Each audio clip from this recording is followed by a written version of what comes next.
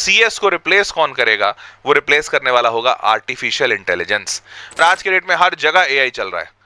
आने वाले वक्त में एआई राजा होने वाला है कि गूगल में जो काम करने वाले इंजीनियर्स हैं उनका करीबन 60 लाख रुपए पर एनम का एवरेज सैलरी। एवरेज भाई, सोच रहे हो?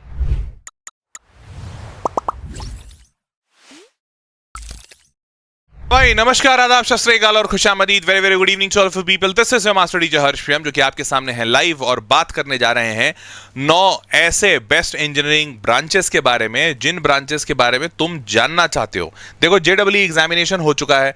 अब जेडब्ल्यू एग्जामिनेशन होने के बाद बच्चे दो खेमे में बट गए। एक ऐसा बच्चा जिसको पता है कि उसको जेडब्ल्यू के थ्रू या जेई मेंस के थ्रू उसको अच्छे कॉलेज मिल जाएगा, या तो वो एडवांस देगा आगे चलकर, या तो वो जेडब्ल्यू मेंस के थ्रू ही कोई अच्छे एनआईटी, ट्रिपल आईटी या प्राइवेट कॉलेज में जाएगा। और दूसरा खेमे का वो बच्चा जिसको पता है कि जेडब्ल्यू से उसका कुछ ज्यादा होना नहीं है, लेकिन वो बच्चा प्राइवेट कॉलेज में जाएगा कहीं ना कहीं। और अगर वो प्राइवेट कॉलेज में जा रहा है तो प्राइवेट कॉलेज में भी ये बात की जानकारी बहुत आवश्यक हो जाती है कि आप आगे चलकर कौन सा ब्रांच लेंगे। क्योंकि अगर ब्रांच नहीं पता होगा तुमको तो जाहिर सी बात है कि फिर तुम ये भले तुम अच्छा प्राइवेट कॉलेज खोजो या अच्छा सरकारी खोजो, चाहे जो करो, अगर ब्रांच ही नहीं पता होगा तो कॉलेज थोड़ी बताता है कि बेटा तुम्हारे हिसाब से ये वाला ब्रांच अच्छा होगा। ये तो तुमको खुद से एजुकेट होकर जाना पड़ेगा कि भैया ये वाला ब्रांच मेरे हिसाब से अच्छा होगा और मेरे को इस ब्रांच में जाना चाहिए। तो आज का ये वीडियो इसी बात पे है डिपेंडेंट कि भाई तुमको कौन सा ब्रांच लेना चाहिए। चलो शुरू करते हैं इस वीडियो को। और अगर अभी तक चैनल नहीं सब्सक्राइब किया तो कर दो भाई, क्योंकि ये चैनल पे आपके काम का बहुत सारा कंटेंट मिलेगा। देखो, ये उसी का एक नमूना है। तुम्हें ये चीज चाहिए थी और मैंने इस पे वीडियो बना दिया। चलिए शुरू करते हैं। 9 एआई और एमएल, आर्टिफिशियल इंटेलिजेंस और मशीन लर्निंग। अब देखो, इस ब्रांच को मैंने नंबर 1 पे क्यों रखा है पता है? जबकि ये बात फैक्ट है और सिद्ध है पूरे मार्केट में कि कंप्यूटर साइंस से बेहतर कोई ब्रांच नहीं, क्योंकि सबसे हाईएस्ट पैकेजेस कंप्यूटर साइंस में लगते हैं। पर फिर भी मैंने नंबर 1 पे कंप्यूटर साइंस को नहीं रखा है इस लिस्ट में है सीएस, लेकिन नंबर 1 पे नहीं है। क्यों? देखो, ध्यान से समझो, इस एक कॉन्सेप्ट को समझो। देखो, जब कोई चीज बहुत फेमस होती है, जैसे मान लेते हैं इंडिया में गोवा बहुत फेमस है, जानते हो ना सारे लोग। या चलो गोवा का एग्जांपल शायद तुम ना समझो, कोटा फेमस है, मानते हो? इंडिया में जेडब्ल्यू एस्पिरेंट्स के लिए, सबके लिए क्या फेमस है? कोटा। तो हुआ क्या कि कोटा फेमस है, कोटा फेमस है, कोटा फेमस है, तो सारे के सारे कोटा भागना शुरू किए। कोटा जाना है, कोटा जाना है, कोटा जाना है, यहां से जेई निकलेगा, जेई निकलेगा। हुआ क्या कि एक शहर में इतने बच्चे आ गए, इतने बच्चे आ गए, इतने बच्चे आ गए, शहर की औकात से बाहर हो गया।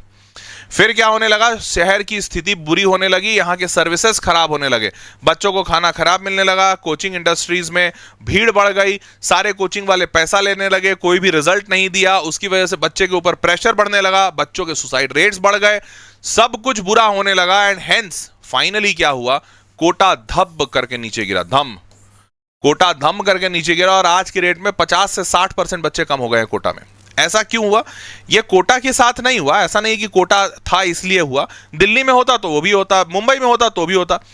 कोई भी ऐसी चीज के लिए जब सारे लोग भागने लगेंगे तो ऑटोमेटिकली उसका डिमांड कम हो जाएगा और उसकी क्वालिटी घट जाएगी, क्योंकि एक साथ अचानक से इतने ज्यादा बढ़े हुए डिमांड को केटर करने के लिए कोई भी इंसान या कोई भी जगह या कोई भी सिस्टम इक्विप्ड नहीं होता है। अब यही चीज सोच के देखो, क्या तुम महसूस कर पा रहे हो कि यही चीज सीएसई के साथ हो रही है? क्योंकि आज के डेट में तुम जिस भी बच्चे से मिलो, क्या हर बच्चा ये नहीं बोलता computer science, computer science, computer science, computer science, computer science, computer science? क्या लेना बेटा? Computer science. क्या लोगे भैया? Computer science. क्या बनना बेटा? Software engineer. सबको कंप्यूटर साइंस चाहिए। तो क्या इतनी नौकरियां हैं दुनिया में जिसमें सारी दुनिया का हर एक इंसान कंप्यूटर साइंस करेगा और उसको नौकरी मिल जाएगी? नहीं भाई। तो आने वाले वक्त में, अभी तो कंप्यूटर साइंस का डिमांड है, पर आने वाले वक्त में सीएस नीचे जाएगा। तो अगर सीएस नीचे जाएगा तो क्या पूरा टेक नीचे जाएगा? नहीं। सीएस को रिप्लेस कौन करेगा? वो रिप्लेस करने वाला होगा आर्टिफिशियल इंटेलिजेंस। जिस तेजी से चैट जीपीटी की पॉपुलैरिटी बढ़ी है, जिस तेजी से चैट जीपीटी जैसे 10 और 50 चीजें आ गई हैं, जेमिनाई आ गया है, चैट जीपीटी आ गया है, ग्रोक आ गया है, हेजन आ गया है, 11 लैब्स आ गया, फलाना ढमकाना 50 तरह के एआई आ गए और आज के डेट में हर जगह एआई चल रहा है। आने वाले वक्त में एआई राजा होने वाला है। और जो बच्चा या जो माता पिता इस चीज को जितनी जल्दी समझ लेंगे और अपने बच्चों को उस फील्ड में भेजेंगे, वो बच्चा आने वाले वक्त में उतना ज्यादा बढ़िया परफॉर्म कर रहा होगा। इसीलिए आर्टिफिशियल इंटेलिजेंस और मशीन लर्निंग मैंने आपको बताया है। तो सबसे बेहतरीन ब्रांच ये मेरे को लग रहा है आज की डेट में, सबसे बेस्ट ब्रांच कह सकते हो। और आने वाले वक्त में बेहद भरमार नौकरियां यहां होंगी और भरमार अपॉर्चुनिटीज यहां पे होने वाली है। अब आपको बता दूं कि एआई एमएल में होता क्या है। भाई इंजीनियरिंग का ब्रांच ले रहे हो तो आपको यह भी पता होना चाहिए कि ये ब्रांच में है क्या। ध्यान से सुनिएगा, आर्टिफिशियल इंटेलिजेंस का मतलब ये होता है कि बेसिकली एक तरह का इंटेलिजेंस, बट वो आर्टिफिशियल है। मतलब इंटेलिजेंस हमेशा माना गया है कि इंसानों के पास होता है, बाकी जानवर जो है वो इंटेलिजेंट नहीं होते या चतुर नहीं होते, या एक सर्टेन चतुराई होती है। जैसे शेर है या चीता है तो शायद उनके पास सूंघने की कैपेबिलिटी ज्यादा है, भागने की कैपेबिलिटी ज्यादा है, लेकिन अगर उनको बोला जाए कि इधर एक शिकार है और इधर एक शिकार है, दोनों में से एक खा सकते हो, कौन सा खाओगे, चुनो, तो शायद वो ना चुन पाए। समझ रहे हो? तो मतलब अलग अलग टाइप की इंटेलिजेंस नहीं है, लेकिन ह्यूमन इकलौता ऐसा प्राणी है जो तुम जिस भी टाइप का इंटेलिजेंस उससे डेवलप करवाना चाहो वो कर लेगा। विथ प्रैक्टिस वो ह्यूमन वो चीज कर लेगा। तो इसीलिए इंटेलिजेंस हमेशा ह्यूमन से एसोसिएट किया गया था, लेकिन यहां पर आर्टिफिशियल इंटेलिजेंस है, मतलब कंप्यूटर इस इंटेलिजेंस को निकाल सकता है। कैसे भाई? तो देखो, तरीका बहुत सिंपल है। होता क्या है, आर्टिफिशियल इंटेलिजेंस का मतलब समझाता हूं। होता क्या है, हर इंडस्ट्री में ना, कोई भी इंडस्ट्री जो नई नहीं है, मतलब बहुत पुरानी है, उसमें बहुत सारा डेटा होता है। जैसे एग्जांपल के तौर पे एजुकेशन इंडस्ट्री की सबसे पहले बात करते हैं। तुम जेडब्ल्यू की तैयारी कर रहे हो, तो जेडब्ल्यू की तैयारी जब तुम कर रहे हो तो तुम बहुत सारे डाउट्स आते होंगे तुमको। जब तुम पढ़ाई कर रहे हो तुम्हारे को बहुत सारे डाउट्स आए। अब वो जो डाउट्स आए उनका तुमको कहीं से रिप्लाई चाहिए, तो रिप्लाई, या मान लो कोई क्वेश्चन नहीं बन रहा है तो उसका आंसर चाहिए। अब ये आंसर तुम कैसे निकालोगे? तो मान लेते हैं कोई ऐसा सवाल है जो जेडब्ल्यू ने पहली बार दिया है, या फिर तुम्हारे कोचिंग वालों ने पहली बार दिया है, वो किसी किताब में नहीं है, तो तुम इसके लिए मास्टर खोजोगे, सर बता दीजिए इस क्वेश्चन का आंसर। लेकिन एक बात बताओ, वो जो क्वेश्चन है वो नया इसलिए होगा ना कि वो उसमें जो लैंग्वेज है वो पहले तुमने कभी नहीं देखा, उसमें जो नंबर्स हैं वो पहले कभी नहीं देखा। ऐसा तो नहीं हुआ होगा ना कि उस क्वेश्चन में फॉर्मूला ही ऐसा लगा दिया गया है जो आज तक किसी ह्यूमन ने देखा ही नहीं। ऐसा तो नहीं हुआ होगा भाई। F=ma है तो वही लगेगा, अगर कोई क्वाड्रेटिक इक्वेशन का फॉर्मूला है तो वही लगेगा। मतलब एग्जिस्ट करता है उसका सॉल्यूशन दुनिया में कहीं, बस खोजने वाला इंसान चाहिए।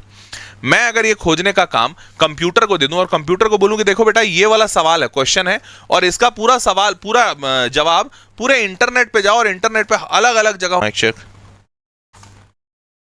चेक, आवाज आ रही है सबको? माइक चेक, आवाज आ रही है? चलो भाई, आवाज आ रही है, चलो बढ़िया। हाँ, तो हम कहाँ थे?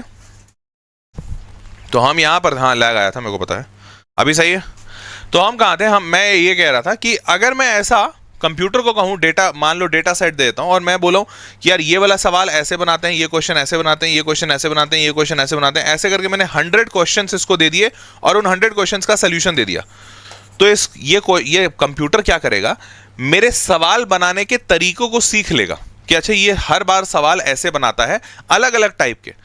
और जब 100 सवाल मैं बना लूंगा तो 101वां सवाल आएगा तो ज्यादा चांसेस है कि मैं बना पाऊंगा। जैसे तुम्हारे टीचर भी रिप्लाई कैसे करते हैं, अगर तुम मेरे से सवाल पूछोगे तो मैं कोई सवाल का जवाब कैसे दूंगा, क्योंकि मैंने इतने सारे सवाल बना रखे हैं कि मेरे को एक्सपीरियंस हो गया है। तुम तो ये बात मानते हो ना कि हाँ भाई, जो टीचर जितना तजुर्बेकार होता है उससे उतने ज्यादा सवाल बन जाएंगे। तो अगर ये तजुर्बा एक इंसान को दिया जाए तो एक इंसान जैसे मैं अगर सॉल्व करूंगा तो शायद 10,000 सवाल सॉल्व कर पाऊंगा अपने लाइफ टाइम में, शायद 50,000 कर लूं, 1 लाख कर लूं। क्या मुमकिन है कि मैं अपने लाइफ टाइम में 100 करोड़ सवाल सॉल्व कर दूं? नहीं, मतलब इम्पॉसिबल है 100 करोड़ सवाल सॉल्व करना। लेकिन एक बात बताओ, क्या 100 करोड़ कंप्यूटर के अंदर 100 करोड़ के सोल्यूशन डाल सकते हैं? 100 करोड़ क्या, तुम कंप्यूटर के अंदर 1000 करोड़ डाल दो, उसका तो बस मेमोरी बढ़ाना है ना, रैम बढ़ाना है, स्टोरेज बढ़ाना है, बढ़ा दोगे। अब सोच के देखो, अगर कंप्यूटर है और पूरे इंटरनेट पे सारे सवालों के जवाब पड़े हुए हैं, तो अगर 100 करोड़ सवालों का जवाब इंटरनेट पे रखा हुआ है और मैं अपने कंप्यूटर को बोलूं कि बेटा ये 100 करोड़ सवालों के जवाब तुम देख लो, सीख लो, और अब मैं जब तुमसे एक और नया सवाल पूछूं जो इन 100 करोड़ में नहीं है, तो इसका आंसर देना इन्हीं सबसे सीख के, तो कंप्यूटर अगर मेरा सीखना जान गया, अगर वो ये समझ गया कि अच्छा सीखते कैसे हैं, तो फिर वो मेरा जवाब दे देगा। और यही चीज है आर्टिफिशियल इंटेलिजेंस। आर्टिफिशियल चीज, आर्टिफिशियल इंसान मतलब कंप्यूटर इंटेलिजेंस लगाता है जब गिवन डेटा सेट से वो कुछ नई चीज सीख लेता है और उसके बाद आपका रिप्लाई देता है, दैट इज कॉल्ड एआई। और आज की डेट में विश्वास मानो, एआई हर जगह है। आप कहीं पे भी कोई भी प्रॉब्लम ले आओ, कोई भी प्रॉब्लम का सलूशन देने में सक्षम है आर्टिफिशियल इंटेलिजेंस। और आर्टिफिशियल इंटेलिजेंस एआई का कोई भी चैटबॉट, कोई भी मशीन, कोई भी सिस्टम बनाने के लिए जो सिस्टम का आवश्यकता पड़ता है उसे कहते हैं मशीन लर्निंग। मशीन लर्निंग मतलब मशीन को आप जब सिखाते हो, तो जैसे मैंने बताया ना, यहां पर कैसे सीखेगा, जितने भी 100 करोड़ सवाल सॉल्व हुए हैं पूरी दुनिया में, वो सारे सवालों का सलूशन ये सीखेगा मेरा सिस्टम। कैसे सीखेगा? उसी को कहते हैं मशीन लर्निंग। मशीन को लर्न कराएगा। और ये कराता कौन है? ये कराता वो इंसान है जो एआई इंजीनियर या एमएल इंजीनियर होता है। मतलब मशीन लर्निंग का जो इंजीनियर होगा या एआई का जो इंजीनियर होगा, वो इंजीनियर ये काम कराएगा। तो अगर इंजीनियर ये काम कराता है, इसी इंजीनियर को हम कहते हैं एआई एमएल इंजीनियर। ठीक है, आर्टिफिशियल इंटेलिजेंस का या मशीन लर्निंग का इंजीनियर। और यहीं पे बहुत सारे जॉब्स अवेलेबल हैं। ठीक है, इनफैक्ट ये सारे जॉब्स हेल्थ केयर में अवेलेबल हैं, फाइनेंस में अवेलेबल हैं, रिटेल में, ई कॉमर्स में, मैन्युफैक्चरिंग, एजुकेशन, ट्रांसपोर्टेशन, एग्रीकल्चर, हर जगह। और विश्वास मानो, ये सारे के सारे फील्ड अभी तक अनएक्सप्लोर्ड हैं। मतलब इनमें ज्यादा एक्सप्लोरेशन नहीं हुआ है।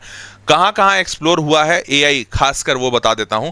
एजुकेशन में बहुत एक्सप्लोर हो रहा है एआई, और फाइनेंस में बहुत एक्सप्लोर हो रहा है। हेल्थ केयर में अभी बहुत कम हुआ है, रिटेल में कम हुआ है, मैन्युफैक्चरिंग में तो हुआ ही नहीं है, ट्रांसपोर्टेशन में नहीं हुआ है, एग्रीकल्चर में नहीं हुआ है, कहीं नहीं हुआ है। मतलब मैं आपको बस ये बताने चाह रहा हूं कि इन सारे फील्ड्स में अभी भी एक्सप्लोरेशन बाकी है, अभी भी एक्सप्लोरेशन बाकी है, और बहुत सारा एक्सप्लोरेशन मुमकिन है। तो आप अगर एआई एमएल की तरफ जाते हैं तो there is a very strong chance कि आपका आने वाला फ्यूचर बहुत बढ़िया होने वाला है। तो इसीलिए नंबर 1 पे मैंने एआई एमएल को रखा है। ये वाला ब्रांच अगर आपको किसी भी कॉलेज में मिलता है तो you should go for it. Clear? आगे बढ़ते हैं। दूसरा और क्या, अब इससे जॉब्स क्या क्या मिलेंगे? तो ये तो एआईएमएल जो ब्रांच हो गया, इसमें इन सारे सेक्टर्स में लग सकता है। इसके अलावा और भी बहुत सारे सेक्टर में लगेगा, एविएशन में भी लग सकता है, और 50 तरह की चीजें हैं। अब जॉब्स इसमें क्या क्या मिल सकता है? तो वैसे ही एआई रिसर्च का साइंटिस्ट हो सकता है कि भाई एआई को क्या क्या समझाना है, क्या क्या ट्रेन करना है, ये कोई ना कोई तो इंसान होगा ना जो बताएगा। वैसे ही डेटा साइंटिस्ट हो सकता है जो डेटा लाके उसको देता है और डेटा को पूरा एनालाइज करता है। मशीन लर्निंग का इंजीनियर होगा, रोबोटिक्स का, बिग डेटा में, और ऐसे बहुत सारे, विश्वास मानो बहुत सारे एआई के बहुत अनगिनत रोल अभी निकल रहे हैं। तो एआई और machine learning is going to be the future. Clear? आगे बढ़ते हैं, आगे बढ़ते हैं। यहां पर सैलरी पैकेजेस कैसे होते हैं? तो आप जब स्टार्ट करोगे तो AI engineer, data science engineer ऐसे ही स्टार्ट करोगे, तो उस वक्त सैलरी ज्यादा नहीं होती है, लेकिन कम भी होती है। तो कितनी होती है पता है? जैसे कहां गया डेटा साइंटिस्ट, दिख रहा है data scientist, 12,59,000 average yearly salary offered. Source of the information ये मनी व्यू करके वो कोई वेबसाइट है जहां पर एवरेज पैकेज दिया हुआ था। कंप्यूटर साइंटिस्ट, ये ध्यान रखना साइंटिस्ट वाले रोल्स हैं, मतलब आपको थोड़ा मास्टर्स करना होगा, थोड़ा अच्छे लेवल पे पहुंचना होगा। उसके बाद आपको डेटा साइंटिस्ट में 12,60,000, कंप्यूटर विजन इंजीनियर, चलो वो तो अलग है, data engineer 18.5 lakh, algorithm engineer 12 lakh, data analyst 9 lakh, मतलब 8.5 लाख। मतलब आप मिनिमम 8 से 9 लाख पे तो शुरू करोगे मिनिमम, और नहीं तो इस फील्ड का एवरेज पैकेज जब आप 4 साल के बाद निकलोगे, तो जब तक आप निकलोगे तब तक तो इसका एवरेज पैकेज आराम से 15-18 लाख हो चुका होगा, आराम से। इतना पोटेंशियल है इस फील्ड में, समझ रहे हो? चलो आगे बढ़ते हैं। और इनफैक्ट प्रिंसिपल डेटा साइंटिस्ट, जो सबसे लीड डेटा साइंटिस्ट होता है, जो सबसे ऊपर लेवल पे बैठा है, उसका एवरेज सैलरी 36 लाख रुपए एवरेज। सोचो, काबिल अगर बंदा होगा तो शायद 1 करोड़ यही वाला बंदा है जो निकाल रहा है। क्लियर? आगे बढ़ते हैं। अब एवरेज सैलरीज आपको ये भी बता दूं कि टॉप कंपनीज में कहां कहां क्या क्या है एआईएमएल की। तो गूगल में एवरेज सैलरी जब निकाला गया कि एआई इंजीनियर का या एमएल इंजीनियर का, तो 59.6 लाख पर एनम गूगल दिखा रहा है कि गूगल में जो काम करने वाले इंजीनियर्स हैं उनका करीबन 60 लाख रुपए पर एनम का एवरेज सैलरी। एवरेज भाई, सोच रहे हो मतलब किस लेवल पे खेला जा रहा है। फिर टीसीएस बहुत कम पैसा देता है। टीसीएस जैसी कंपनी जनरली कोशिश मत कीजिएगा ज्वाइन करने का, 7 लाख दे रहा है। इन्फोसिस 11 लाख। टीसीएस इन्फोसिस जनरली बहुत ज्यादा बल्क में बच्चे उठाते हैं। आईबीएम 35 लाख दे रहा है। जेपी मॉर्गन 27 लाख दे रहा है। Accenture 7 lakh. Deloitte 13 lakh. Wipro 7 lakh. Indian companies थोड़ा कम देती हैं, बट अगर आप काबिल हैं और अगर आपने गूगल, माइक्रोसॉफ्ट, आईबीएम जैसे इंटरनेशनल कंपनीज निकाल लिए तो भैया 35 लाख, 50 लाख, 60 लाख ऐसे ही एवरेज पैकेजेस हैं इस कंपनी में। क्लियर? मतलब इस फील्ड में तो AIML is one of the best, like one of the most awesome branch आप कह सकते हो, जो अभी के टाइम पे चल रहा है। और इनफैक्ट अभी नहीं, आने वाले 5-10 साल में बहुत ज्यादा अच्छा होने वाला है ये।